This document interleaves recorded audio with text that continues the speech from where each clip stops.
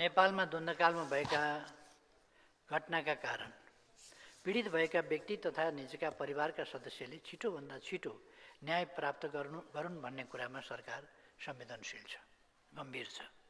शान्ति प्रक्रियाको बाँकी काम टुङ्ग्याउने क्रममा आम सरकारवालाहरूसँगको परामर्शमा बेपत्ता पारेका व्यक्तिको छानबिन, सत्य निरूपण तथा मेलमिलाप आयोग ऐन 2071 को तेस्रो संशोधन भएको छ। हामीले यसै अधिवेशनबाट, यसै संसदबाट गरेका छौँ। साथै बेपत्ता पारिएका व्यक्तिको छानबिन आयोग र सत्य निरूपण तथा मेलमिलाप आयोगका पदाधिकारी नियुक्ति प्रक्रिया यथाशक्य छिटो सुरु गरी शान्ति प्रक्रियाको बाँकी काम टुङ्ग्याउन सरकार प्रतिबद्ध छ।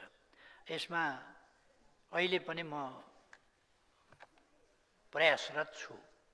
यसमा म विपक्षी दलका नेताज्यूसँग सम्पर्क गर्न खोजिरहेको छु, तर मैले पटक पटक प्रयास गर्दा उहाँको स्वास्थ्यमा केही समस्या भएको हुनाले सम्पर्क गर्न नसक्नु भएको भन्ने जवाब पाएको छु र उहाँसँग सम्पर्क हुने बित्तिकै काम अगाडि बढाइनेछ।